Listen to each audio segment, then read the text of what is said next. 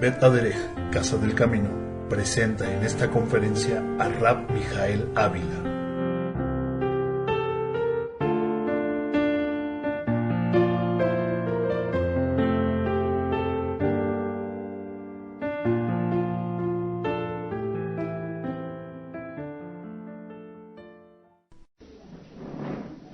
Shalom Aleichem desde la sinagoga Bet Aderech, el rabino Mijael Ávila y la congregación. Tenemos el gusto en este Shabbat de compartir con ustedes la enseñanza correspondiente a este año 5765 de la festividad conocida como Hanukkah. Hoy, que es el día 21 del mes de Kislev del año 5765, 4 de diciembre del año 2004. En este año 5765, el día 25 del mes de Kislev, celebramos nosotros la festividad de Hanukkah, que correspondería en el calendario católico romano al miércoles 8 de diciembre. No obstante de ello, por cuanto siempre se menciona el día, pero debemos de considerar que la fiesta comienza una tarde previa. Entonces estamos hablando de que el martes 7 daría comienzo precisamente el 25 del mes de Kislev. Vamos a comenzar primero tratando de transmitir el hecho de que tenemos las grabaciones precisamente de esta festividad del año 5763 correspondiente a la fiesta de Hanukkah. Yo les invito a que consigan el video. Y hoy les traigo las conferencias en audio para todos aquellos que lo quieran. Solamente hay 2 disponibles.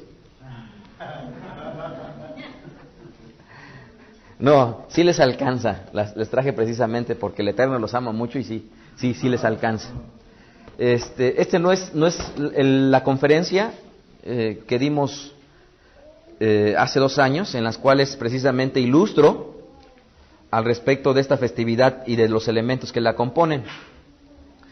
Sin embargo, entonces, en este día, por cuanto la intención es volver a compartir esta festividad, yo quisiera, en primer lugar, darles una explicación un tanto rápida en qué consiste esta festividad. Esta festividad, de alguna manera, Hanukkah, conmemora la victoria militar de los macabeos contra la ocupación griego-siria.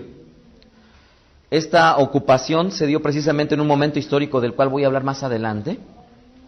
Y precisamente en este mes, en el mes de Kislev, el día 25, es cuando se celebra Hanukkah durante 8 días. Ustedes saben que uno de los elementos fundamentales precisamente de esta festividad es este candelabro. Habitualmente, para aquellos que nos están escuchando, el candelabro, conocido como menorá, tiene solamente 7 brazos, ¿verdad? Pero en esta festividad, ustedes pueden ver, los que están aquí en esta sinagoga, que el candelabro que yo estoy levantando no tiene 7 brazos, sino ¿cuántos tiene? 9. Correcto. En realidad, este candelabro, conocido como Hanukkah, repitan conmigo, Hanukkah, tiene precisamente estos 8 brazos a los lados precisamente de este tronco, conocido como Shamash. Repitan conmigo, Shamash. ¿Y esta festividad cuántos días dura? 8, y corresponden precisamente a los 4 brazos al lado del Shamash y a los 4 brazos siguientes del lado izquierdo y derecho, que conforman precisamente 8. El vocablo hebreo del cual precisamente proviene esta palabra Hanukkah, que al español la podríamos traducir como inauguración, tiene la misma raíz hebrea que Hinuch, que significa educación. Esta es una festividad que, no cabe duda, aparece en las Escrituras. Concretamente en el Brit Hadashah, Yeshua habla precisamente acerca de esta fiesta de la dedicación o inauguración. Y por ello es que les invito a que adquieran estos sedes de conferencia, en donde doy los argumentos escriturales para ello. Entonces, voy primero a compartirles un poquito acerca del periodo histórico que equivale desde la construcción del segundo templo hasta el final de la dinastía Hasmonaíta. y comienzo precisamente del reinado de Herodes, conocido como Herodes. Esto es, me voy a remitir por ahí de la época de Esdras y Nehemías hasta la época precisamente en la cual nuestro amado Yeshua hace su aparición en este mundo. ¿Me expliqué? Si consideramos el libro de Esdras y de Nehemías hasta la aparición de Yeshua, consideren y tomen nota de que ahorita les voy a hablar de esos periodos históricos para que nos ubiquemos.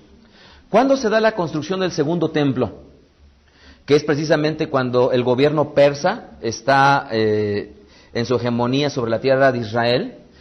Esto, conforme al calendario hebreo, es en el año 3408. 3408 cuando se da la construcción del segundo templo.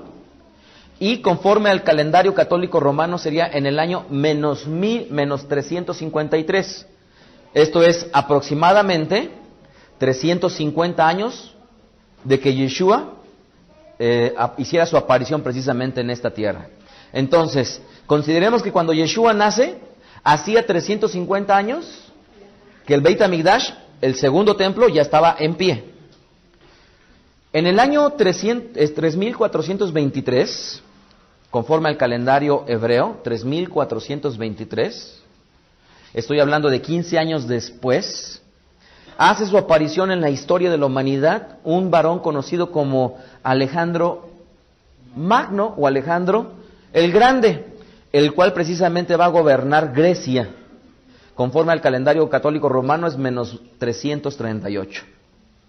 Y es ahí precisamente en donde comienza la historia, porque este varón llamado Alejandro Magno, el cual murió en Babilonia en el año precisamente menos 323, él, una vez que este varón había sido un hombre grande, que en esta valentía que le caracterizaba pudo imponer su fuerza en varias naciones, y que precisamente el Talmud habla mucho al respecto de este varón llamado Alejandro.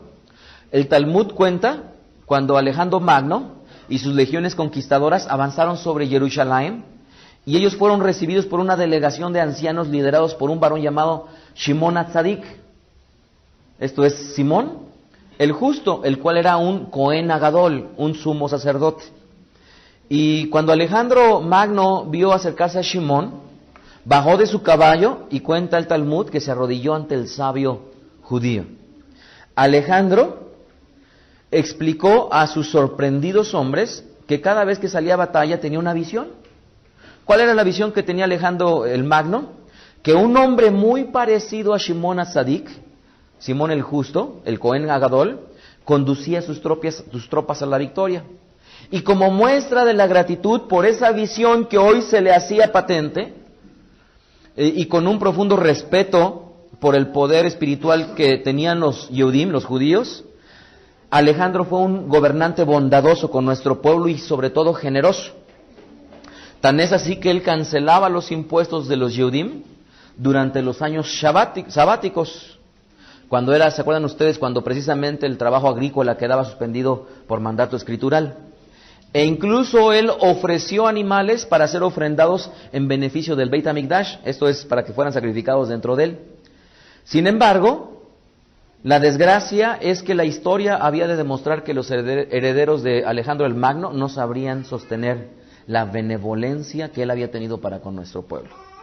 Entonces, cuando una vez que muere Alejandro el Magno, él repartió su imperio entre sus generales, de los cuales salió un hombre llamado Ptolomeo, que fue el que puso como rey en Misraim, en Egipto, y Seleuco, general de Ptolomeo, como rey de Mesopotamia y Siria. De ahí que de estos dos varones, uno de ellos da su dinastía egipcia a los Ptolomeos, y el segundo su dinastía siria a los seleucidas, precisamente que tienen que ver con esta historia de nuestro pueblo. Es interesante notar que dentro de los libros históricos de nuestro pueblo, hay dos libros que los contienen las Biblias católicas romanas. Estos dos libros es precisamente el Primera de Macabeos y Segunda de Macabeos, pero no nada más ellos, sino también hay otros libros como el libro de Judith, que también precisamente se remiten a esta época histórica en la cual hoy van ustedes a escuchar. Hace algún tiempo, cuando la gente comienza a aprender de las Escrituras, se da cuenta que los libros de las Biblias católicas con respecto a los libros de las Biblias hebreas o las Biblias cristianas difieren, ¿verdad? ¿Lo han visto? Muchas veces la gente dice, es que yo no quiero leer tu Biblia cuando alguien es católico, no la quiero leer, ¿por qué? Porque tu Biblia es diferente a la mía. Digo, tan simple como que tienen otros libros, ¿verdad? Ahora, es interesante notar que en realidad el canon de lo que nosotros le conocemos como el Tanaj, conocido por algunos como el Antiguo Testamento incorrectamente, el canon en realidad nosotros lo heredamos precisamente de nuestro pueblo. Esto es, las Biblias hebreas no tienen dentro de su canon precisamente estos libros, Primera y Segunda de Macabeo, aunque debo hacer notar, en honor a la veracidad histórica, que la traducción del hebreo al griego, esto es, la traducción del Tanaj, conocido como la Septuaginta, sí los incluye, ¿ok? Sin embargo, si nosotros agarramos una versión hebrea masorética, no tiene precisamente estos libros conocidos como deuterocanónicos. ¿Por qué deutero? Son posteriores al canon. Quiero en este estudio leerles varias porciones que trae precisamente este libro histórico, el libro de los Macabeos. Este libro comienza así. Sucedió que después de que Alejandro, estoy hablando de Alejandro Magno, hijo de Filipo, rey de Macedonia, y el primero que reinó en Grecia, salió del país de Sitim y derrotó a Darío, rey de los persas y de los medos. Ganó muchas batallas y se apoderó en todas partes de las ciudades fuertes y mató a reyes de la tierra. Y penetró hasta los últimos términos del mundo y se enriqueció con los despojos de muchas naciones y enmudeció la tierra delante de él. Juntó poder y un ejército muy fuerte y después se engrió engreíó e hinchó de soberbia su corazón y se apoderó de las provincias de las naciones y de sus reyes, los cuales se le hicieron tributarios. Después de esto cayó enfermo y conoció que iba a morirse. Entonces llamó a los nobles de su corte que se habían criado con él desde la tierna edad y antes de morir dividió entre ellos su reino. Reinó Alejandro 12 años y murió. Y enseguida aquellos que se hicieron reyes, cada uno en su respectiva provincia, y así que él murió, se coronaron todos, y después de ellos sus hijos, por espacio de muchos años, y se multiplicaron los males sobre la tierra. Entre ellos salió aquella raíz perversa, Antíoco Epífanes, de mala memoria, hijo del rey Antíoco, que después de haber estado en Roma como rehén, empezó a reinar en el año 137 del imperio de los griegos. En aquel tiempo se dejaron ver unos inicuos israelitas que persuadieron a otros muchos diciéndoles: vamos y hagamos alianza con las naciones circunvecinas, porque después que nos separamos de ellas, hemos experimentado muchos desastres. Pareció bien este consejo y algunos del pueblo se decidieron y fueron a estar con el rey, el cual les dio facultad de vivir según la costumbre de los goim, de los gentiles. Enseguida construyeron en Jerusalén, observen bien esto, un gimnasio.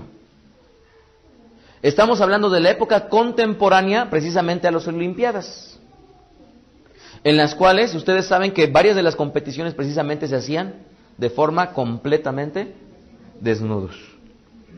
Dice, enseguida construyeron en Jerusalén un gimnasio según el estilo de los gentiles, o sea, los gentiles también tenían estilo, y abolieron el uso del Brit Milá, de la circuncisión, y abandonaron el pacto, y se coligaron con las naciones y se vendieron como esclavos a la maldad. En esta época que estoy hablando precisamente, estamos hablando de dos reyes, ¿verdad? Antíoco, tercero llamado el Grande, y de su hijo, el cual estamos hablando de esta era de los seleucidas. Y sigue diciendo, estableció Antíoco en su reino y concibió el designio de hacerse también rey de Egipto a fin de dominar ambos reinos. Así pues entró en Egipto con un poderoso ejército, con carros de guerra y elefantes y caballería, y un gran número de naves. Y haciendo la guerra a Ptolomeo, rey de Egipto, temió su encuentro y echó a huir, y fueron muchos los muertos y heridos. Entonces se apoderó de las ciudades fuertes de Egipto y saqueó el país de Mizraim. Como ustedes pueden ver, era un hombre ambicioso, no se conformaba con lo que tenía. Después de haber asolado Egipto, volvió Antíoco al año 143 y se dirigió contra Israel. Y habiendo llegado a Jerusalén con un poderoso ejército, entró lleno de soberbia en el santuario y tomó el altar de oro y la menorá con todas sus lámparas y todos sus vasos y la mesa de la proposición y las palanganas y las copas y los incensarios de oro y el ketoret del velo y las coronas y los adornos de oro que habían en la fachada del templo, y todo lo hizo pedazos. Tomó asimismo la plata y el oro y los vasos preciosos y los tesoros escondidos que encontró, y después de haber saqueado todo, se volvió a su tierra, habiendo hecho grande mortandad en las personas y mostrando en sus palabras mucha soberbia. Cuando muchas veces hablamos de épocas históricas, debemos de darle gracias al Eterno que en la época que vivimos y en el país en que vivimos y en el lugar geográfico del mundo en el cual nos encontramos, Baruch Hashem, no tenemos guerras. Y roguémosle al Eterno que así sigamos. Pero tal vez no tenemos esa conciencia como la tuvo la humanidad en la época de la Primera, de la Segunda Guerra Mundial, en la cual la gente y muchos países tuvieron que padecer precisamente las circunstancias de una guerra semejante. En ese momento nuestro pueblo precisamente se encontraba sufriendo por la devastación que estaban haciendo estos hombres ambiciosos sobre él. Y dice la Escritura, cumplidos que fueron 2 años, envió el rey por las ciudades de Judá al superintendente de los tributos, el cual llegó a Jerusalén con grande compañía, y habló a la gente con una fingida dulzura y le creyeron. Pero de repente se arrojó sobre los ciudadanos e hizo en ella una gran carnicería, quitando la vida a muchísima gente del pueblo de Israel, y saqueó la ciudad y la entregó a las llamas y derribó sus casas y los muros que le cercaban, y se llevó cautivas a las mujeres y apoderándose de sus hijos y de sus ganados. Ustedes han escuchado narraciones de gente que todavía nos tocó vivir, que vivieran en nuestra época de la revolución, en las cuales dicen la historia y el testimonio de mucha gente que lo que hacían, ¿qué hacían con sus hijas? Las escondían, ¿verdad? Esta época era una época de una tremenda tribulación. ¿Qué sucedió con Jerusalén? Una ciudad completamente desolada. Fortificaron la ciudad de David con una grande y firme muralla y con fuerte torre se hicieron de ella una fortaleza. La guarnecieron de gente malvada, de hombres perversos, los cuales se hicieron allí fuertes y metieron en ella armas y también los despojos de Jerusalén, teniéndolos allí como en custodia.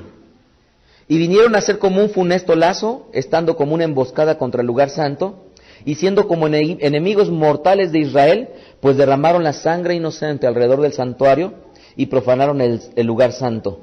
Por causa de ellos huyeron los habitantes de Jerusalén, viniendo a quedar morada de extranjeros y como extraña para sus naturales, los cuales la abandonaron.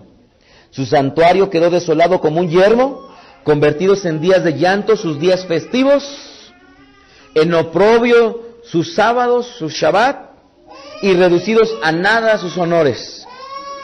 En fin, la grandeza de su ignominia igualó a la de su gloria, y su alta elevación se convirtió en llantos. Toda esta guerra se da en un periodo de tiempo, y voy a regresarme precisamente a hablarles de estos tiempos, a la luz de los años históricos. Entonces, en el año 3442 menos 319, 3442 o menos 319, Ptolomeo controla Egipto e Israel, y en el año 3562 y menos 199, Antíoco III de la dinastía siria griega seleucida conquista Israel, y su descendiente vendría a ser el rey Antíoco IV, conocido como Antíoco el Loco.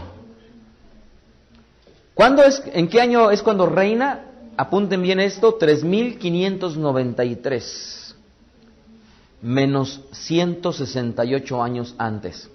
Esto es, ¿cuántas generaciones antes de Yeshua habían transcurrido?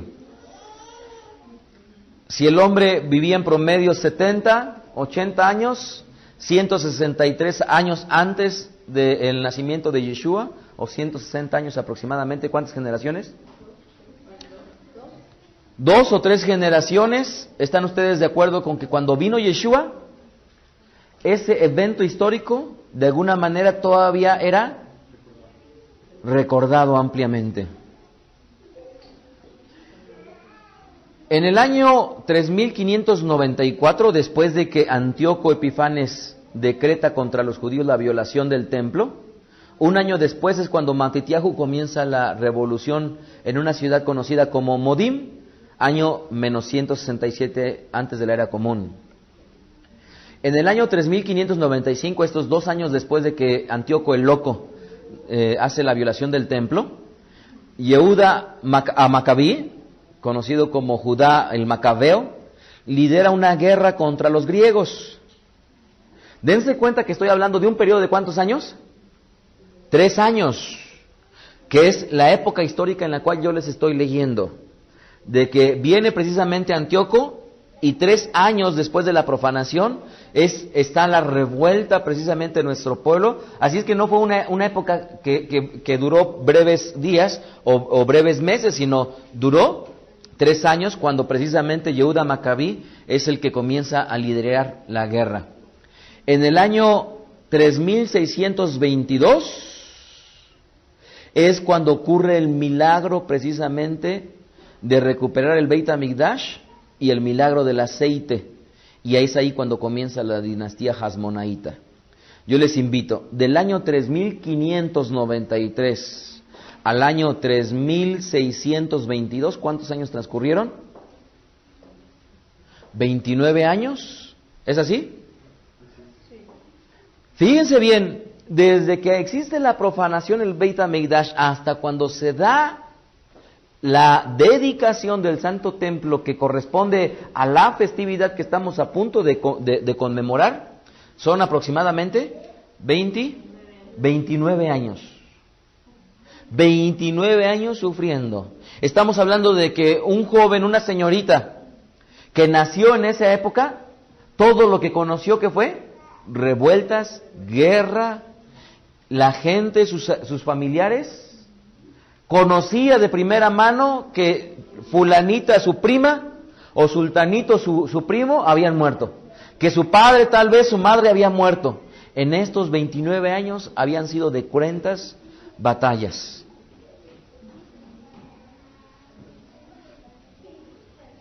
Entonces, en el año menos 139, antes del advenimiento de Yeshua, fue cuando se dio precisamente el milagro que yo les voy a compartir. Antíoco Epifanes, conocido, como ya les he comentado, como Antíoco el Loco, hace un edicto en contra de nuestro pueblo, y dice así el libro de Macabeos: en esto el rey Antíoco expidió cartas por todo su reino, para que todos sus pueblos formasen uno solo, renunciando cada uno a su ley particular. Miren, era un hombre inteligente. ¿Cómo quería lograr esta hegemonía, este liderazgo sobre todos aquellos pueblos los cuales él había conquistado? Él había dicho: nada de que cada quien tiene su religión, nada de que cada quien tenga sus costumbres. La forma más eficaz de poder gobernar sobre un pueblo es precisamente quitándole esa herencia, esa historia que en muchos de los casos está asociado precisamente con una práctica religiosa. Pero no había tenido en cuenta que nuestro pueblo era un pueblo que amaba el Eterno y amaba la Torá, instrucción bendita de parte del Eterno. Y sigue diciendo el libro de Macabeos: conformáronse todas las gentes con este decreto. Todas las naciones le hicieron casos a este loco. Y muchos del pueblo de Israel se sometieron a esta servidumbre y sacrificaron a los ídolos. Y observen bien esto, no nada más sacrificaron a los ídolos, sino violaron el Shabbat. El Shabbat ha sido una distinción en nuestro pueblo a lo largo de la historia. ¿De qué nos habla el Shabbat? Entre otras cosas, y primordialmente habla acerca del señorío del Eterno sobre nuestras vidas, al momento en el cual reconocemos que el Eterno en 6 días creó y en el día séptimo descansó. Así que al violar el Shabbat, ellos le estaban diciendo al Eterno: yo no creo que tú nos hayas creado, yo no creo que tú seas el Todopoderoso, a pesar de que mis padres me han hablado de ti, yo no te conozco. Y cuenta el libro de Macabeos: con efecto, el rey envió a sus comisionados a Jerusalén y por todas las ciudades de Judá con cartas para que abrazasen las leyes de las gentes de la tierra y se prohibiese ofrecer en el templo del Eterno, en el Beit HaMikdash, holocaustos y sacrificios y oblaciones por los pecados. Y se impidiese la celebración del Shabbat y de las solemnidades. Mandó además que se profanasen los santos lugares y el pueblo santo de Israel. Hay 5 cosas que se estima que históricamente este varón trató de quitarle a nuestro pueblo como las bases. Él le dijo: ya no más Torah, ya no más Shabbat, ya no más Brit Milá, circuncisión, ya no más santidad en el matrimonio. Los generales y los comandantes de este ejército tenían por encomienda que antes de que un matrimonio se formalizase, la mujer tenía que acostarse con el comandante o con el general que estaba precisamente a cargo. Querían que la santidad en el matrimonio fuera violada. Y como quinto y último punto muy importante, el Rosh Hodesh, las lunas renovadas o las lunas nuevas. ¿Por qué el estudio de la Torah? Ustedes lo saben perfectamente bien. Sin Torah, ¿qué somos? Nada. ¿Por qué la observancia del Shabbat? Porque sin Shabbat, que es el punto medular del señorío del Eterno sobre nuestras vidas, inteligentemente este varón trató de quitarlo. El Brit Milá como una señal de ¿qué? Del pacto entre el Eterno y su pueblo. Y dijo: ya no más señales de que ustedes son diferentes a todas las naciones, son iguales, y nada de que se circuncidan. La santidad en el matrimonio como una parte fundamental de la sociedad, y las lunas nuevas, porque las lunas nuevas, ¿qué es lo que determinan? Ustedes saben que el calendario hebreo es un calendario lunar y solar, y las lunas nuevas precisamente lo que van a determinar son precisamente los ciclos de los meses, y luego entonces las festividades. Entonces, al quitar el Rosh Hodesh, era quitar no nada más el Rosh Hodesh, sino también las festividades, las Hagim, los festivales de nuestro pueblo. Entonces tenía mucha razón de quitar los Rosh Hodesh. Sigue diciendo el libro de Macabeos: dispuso que se erigiesen altares y templos e ídolos y que se sacrificasen carnes de cerdo y animales inmundos, y que dejasen sin circuncidar a sus hijos, y que manchasen sus almas con toda suerte de viandas impuras y de abominaciones, a fin de que olvidasen la Torá del Eterno y traspasasen todos sus mitzvot. La encomienda era decirles a la gente: tú ya tienes que dejar al Eterno. Hay una forma muy fácil de hacerlo. ¿Saben cuál era? Comenzar por cada uno de los mitzvot y decirlo: ve y profánalo. En la Torá está escrito: no desees, no codicies, pues codicia. No robes, pues roba. No mates, pues mates. De tal manera que cada uno de los mandamientos tenían por encomienda violarlos. Y sigue diciendo este libro histórico de los Macabeos: y que todos los que no obedeciesen las órdenes del rey Antíoco perdiesen la vida.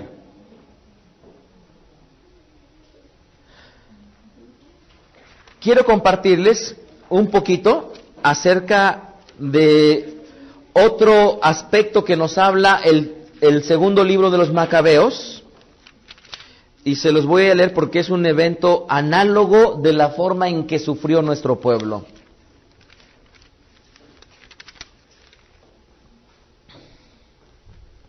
Dice el libro de Segunda de Macabeos en su capítulo 6, versículo 6.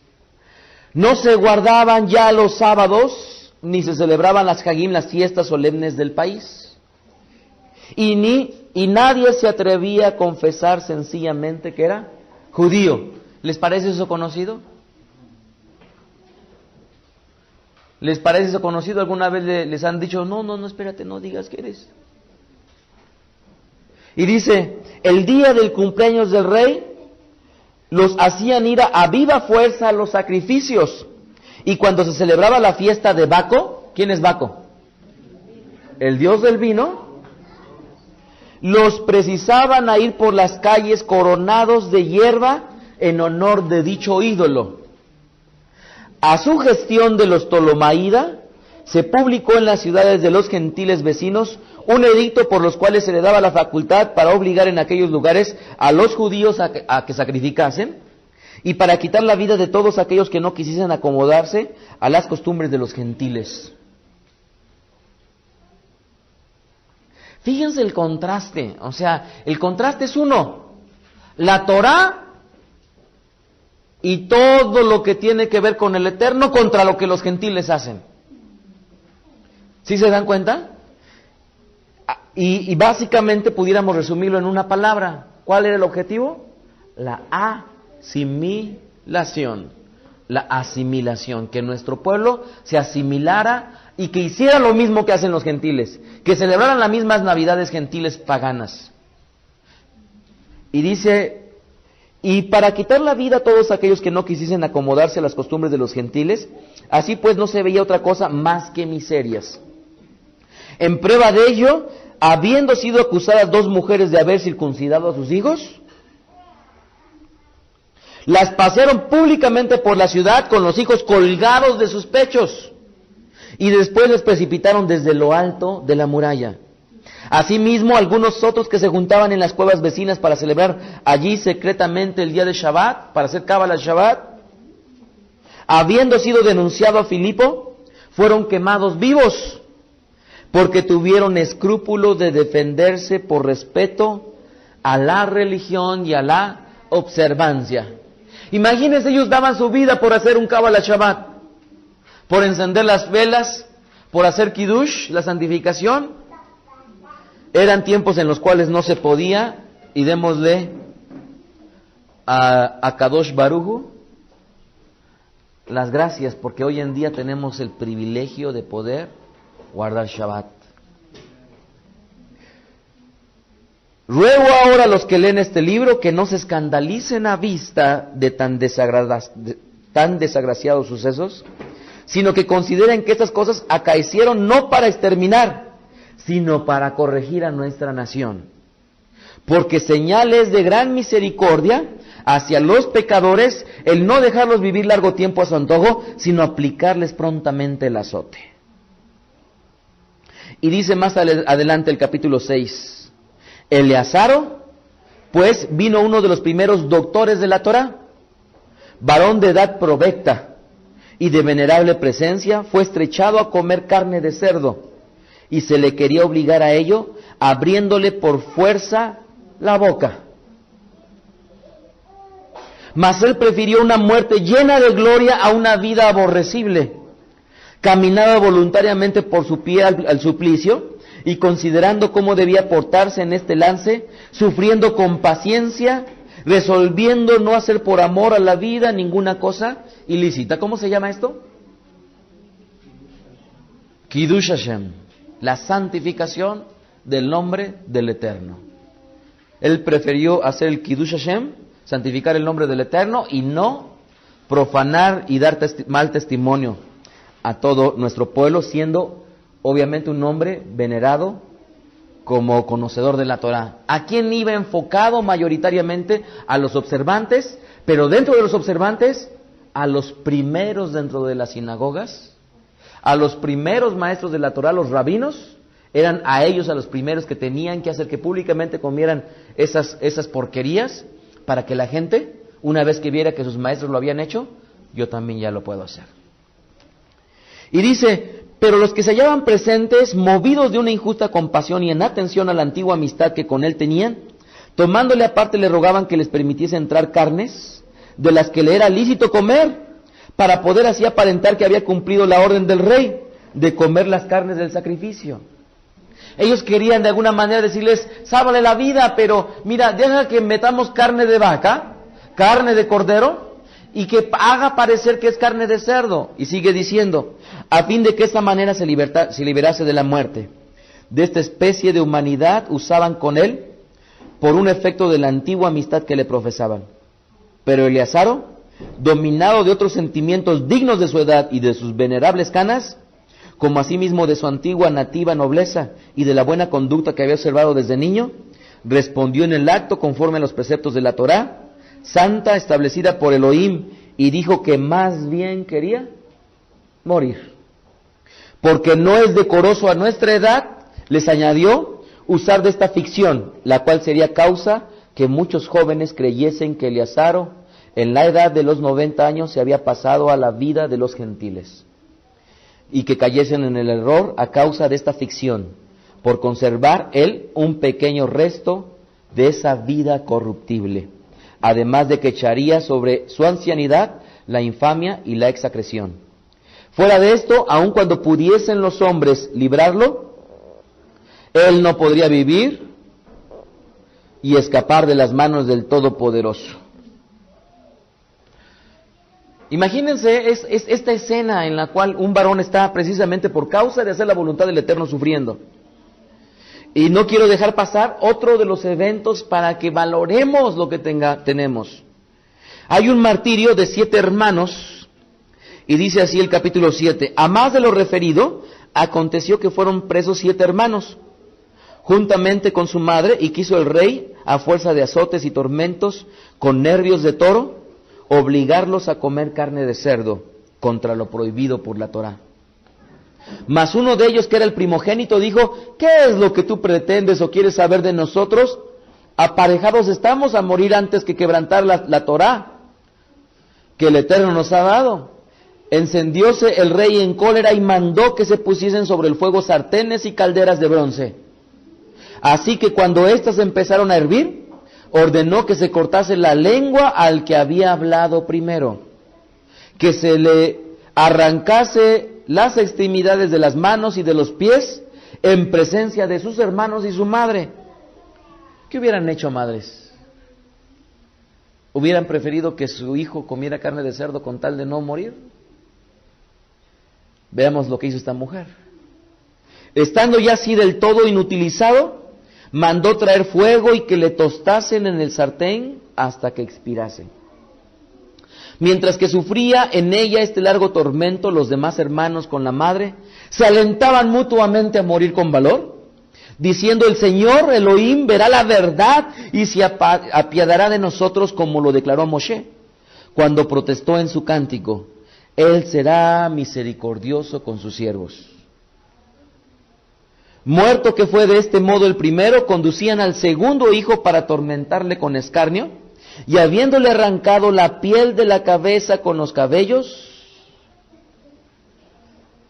le preguntaban si comería antes que ser atormentado en cada miembro de su cuerpo. Pero él respondió en la lengua de su patria, en ivrit, en hebreo, y dijo: no haré tal. Así pues sufrió también los mismos tormentos que el primero, y cuando estaba ya para expirar dijo: tú, oh perversísimo, nos quitas la vida presente, pero el Rey del universo nos resucitará algún día para la vida eterna por haber muerto en defensa de su Torah.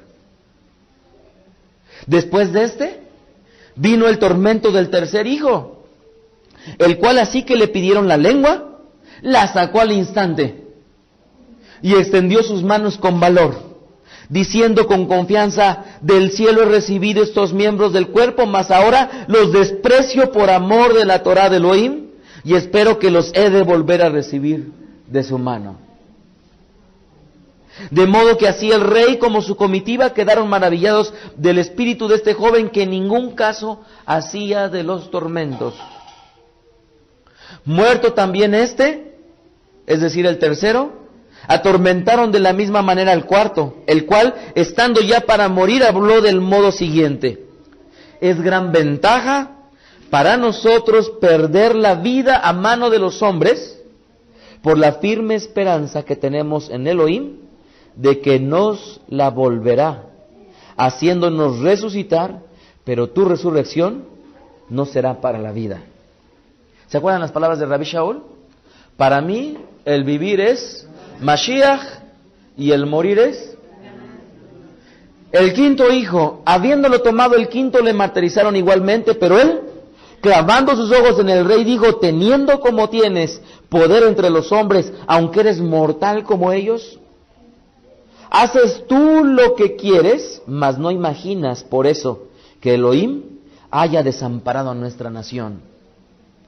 Aguarda tan solamente un poco y verás la grandeza de su poder y cómo te atormentarán a ti y a tu linaje. ¿Creen que haya sucedido posteriormente? Sexto hijo.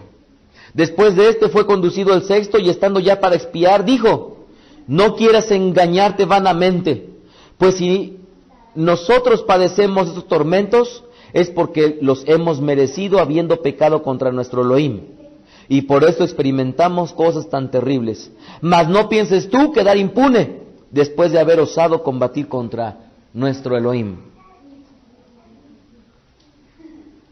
¿Sigo leyendo?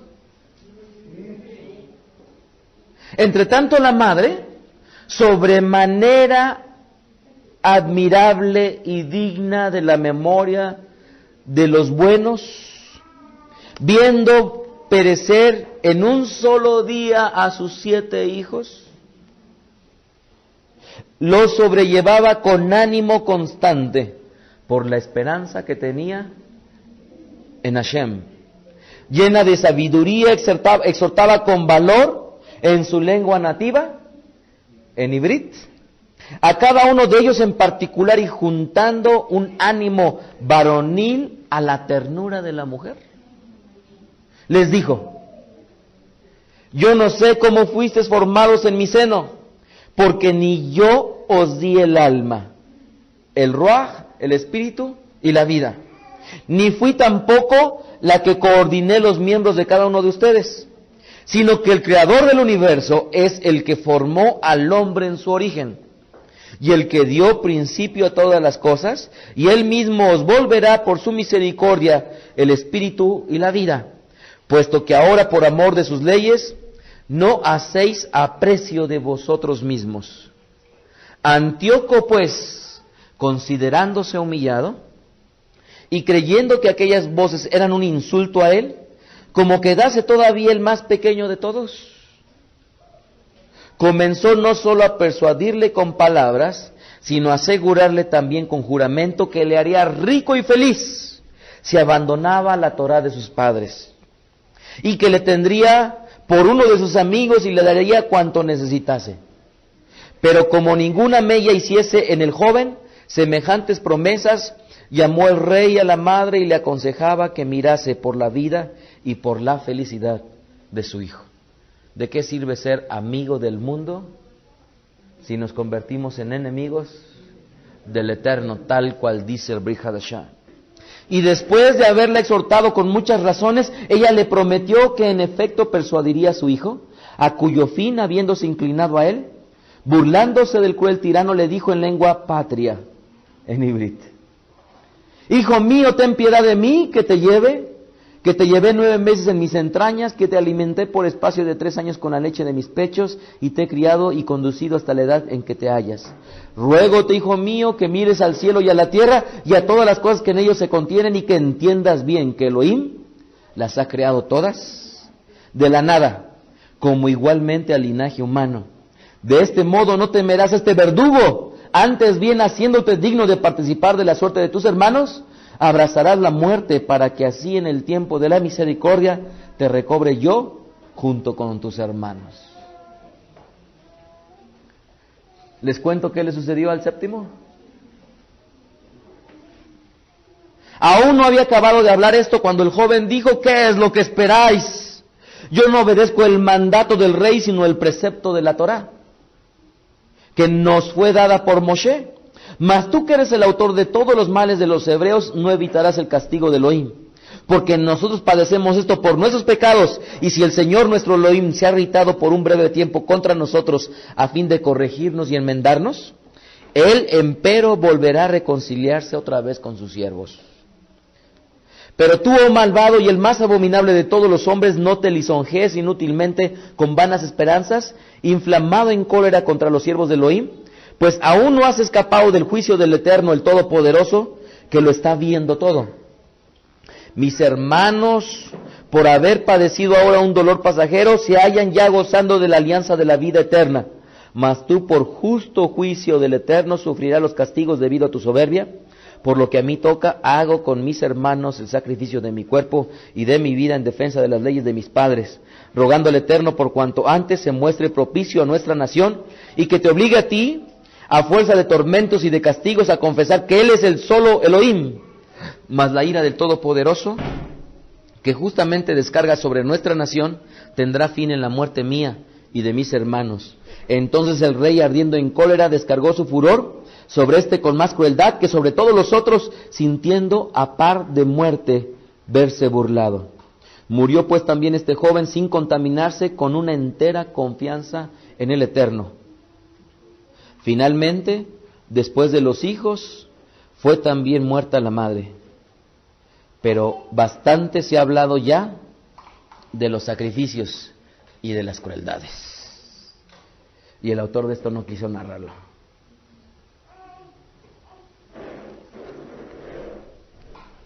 Esto me trae a memoria lo que dice el libro de Yehudim, la carta a los judíos.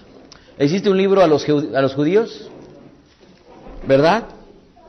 Conocido como también la carta a los hebreos, capítulo 11. ¿Ya lo tienen? Hebreos capítulo 11, versículo 13. Y vean si el Brit Hadashah no es la palabra del Eterno. En la emuná, en la fe, murieron todos estos sin recibir las cosas prometidas, pero las vieron y las saludaron de lejos, confesando que eran extranjeros y peregrinos en esta tierra. ¿Cómo murieron esos 7 hijos y esta mujer? Saludando las cosas desde lejos. ¿Cuántos de ellos dijeron: nos veremos en la resurrección? Y sigue diciendo: porque los que así hablan dan a entender que van buscando una patria, que si se acordaran de aquella de donde salieron habrían tenido oportunidad para volverse, mas ahora anhelan otra mejor, es decir, la celestial. Por esto el Eterno no se avergüenza de ellos para llamarse su Elohim, como les tenía preparada una ciudad. Versículo 30. Por la emuná, por la fe, cayeron los muros de Jericó, después de ser rodeados por 7 días. Por la fe, Rahab la ramera no pereció con los incrédulos por haber acogido en Shalom a los exploradores. ¿Y qué más diré? Porque me faltará el tiempo para hablar de Gideón, de Bará, de Shamshón, de Jefté, de David, de Shemuel, de los Neviim, de los profetas, los cuales por la fe subyugaron reinos, obraron justicia, alcanzaron promesas, obstruyeron la boca de los leones, apagaron la violencia del fuego, escaparon al filo de la espada, cobraron fuerzas de su flaqueza, se hicieron poderosos en la guerra y pusieron en fuga a ejércitos enemigos. ¿Pura bendición? No. Sigamos leyendo. Verso 35. Mujeres hubo que recibieron resucitados a sus muertos. ¿Ustedes creen que esta mujer, después de ver a sus muertos a sus hijos, no estaban viendo en emuná que ellos ya tenían vida? Moría uno, dejaba su cuerpo en esta, pero la mujer, su madre, ya los estaba viendo vivos. Moría el segundo y ya los estaba viendo vivos. Moría el tercero y ya lo estaba viendo vivos. Y sabía que tarde que temprano el destino de ella sería lo mismo que el de ellos. Pero los estaba viendo con un ojo de la emuná que estaba esperando recibir. Y dice el verso 35, y otros fueron estirados en el potro, rehusando la liberación para alcanzar una resurrección mejor. Otros sufrieron escarnios y azotes, y también cadenas y cárceles. Fueron apedreados, expuestos a prueba, aserrados, esto es, les cortaron sus miembros como estos macabeos, muertos a espada, anduvieron errantes, cubiertos de pieles de ovejas y de cabras, faltos de lo necesario, atribulados y maltratados, ellos de quienes el mundo no era digno, extraviados por los desiertos y montañas, en cuevas y en cavernas de la tierra, y todos estos que por la fe recibieron tales testimonios, no obtuvieron la promesa, porque Elohim tenía provisto para nosotros algo mejor, a fin de que no llegasen la consumación sin nosotros. Mucho me falta por compartir, pero yo no sé si ustedes se han preguntado qué sucedería si cada uno de nosotros pasara unas condiciones semejantes. ¿Seríamos acaso hallados dignos de ser llamados Benei Israel, hijos de Israel? ¿Seríamos acaso nosotros lo suficientemente creyentes en el Eterno como para dar nuestra vida? ¿Lo seríamos? ¿Lo seríamos? No cabe duda, dice la Escritura, que el Eterno, cuando nos prueba, no nos da una prueba que no podamos soportar. Si en verdad somos hijos.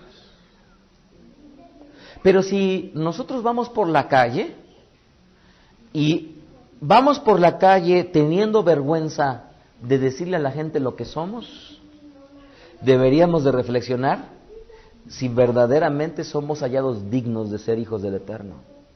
Si la gente que te conoce ni siquiera nunca le has dado testimonio de aquel que te ha rescatado, les pregunto yo, ¿acaso serán hallados dignos delante del Eterno? Tu vecina, tu vecino, los compañeros de trabajo, los compañeros de la escuela, ¿acaso alguna vez han escuchado de tu boca esas palabras de salvación y de luz para sus vidas? Y si alguna vez tú te has avergonzado y dices, es que voy en Shabbat, ¿qué es eso de las velas? Y no quieres decirlo y te avergüenza. La pregunta es, en un momento de ese tamaño, ¿pudiéramos nosotros resistir el suplicio y el sufrimiento por causa de seguir al Eterno? Les pregunto yo. Decimos que amamos tanto al Eterno que seríamos capaces de dar la vida por Él. ¿Verdad? Lo amamos tanto que seríamos capaces de dar la vida. Sin embargo, somos capaces de dar la vida, pero no somos capaces de dar una tarde o una mañana de Shabbat. Somos capaces de dar la vida por Él, pero no somos capaces de agarrar la Escritura en la semana y leer un capítulo al día. Creemos que somos capaces de dar la vida por el Eterno, pero cuando llega el momento en que una mujer está sufriendo, amiga tuya, no eres capaz de decirle, déjame imponer las manos por ti y orar. Decimos que somos capaces de dar la vida por el Eterno, pero cuando llega el momento de estar con los amigos, las palabras, las groserías, nos resultan tan fácil decirlas con el objeto de que no nos vean diferentes. Yo quiero decirles, amados del Eterno, si es que verdaderamente son amados del Eterno o somos amados del Eterno. Yo creo que esta festividad que estamos por conmemorar tiene por objetivo enseñarnos que la asimilación a los gentiles siempre ha sido una estrategia que a Satán ha tratado de imponer en nuestro pueblo. Así es que bueno sería que hagamos una reflexión en nuestra vida y sobre todo que renovemos el pacto que con el Eterno hemos hecho. ¿Qué pacto?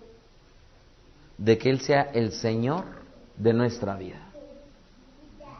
Vamos a nuestro trabajo y tenemos jefes, ¿verdad? Tenemos superiores. ¿Cuántas horas el jefe o el superior te pide? Al menos 8 horas, ¿verdad? Y el Señor de nuestra vida, ¿cuántas horas le estamos dando? Al Señor de nuestra vida, ¿cuántas horas le estamos dando? Desde la sinagoga Bet Aderech, el rabino Mijael Ávila, les bendigo en el nombre de Yeshua Mashiach. Shalom. Escuchaste a Rab Mijael Ávila. Para conocer más de sus conferencias, visita la página betaderech.com. Síguenos en las redes sociales, YouTube, Facebook, Twitter. Búscanos como Mijael Ávila. Si deseas adquirir alguna conferencia o estudio particular, escríbenos al correo mijael@betaderech.com. Shalom Alejem.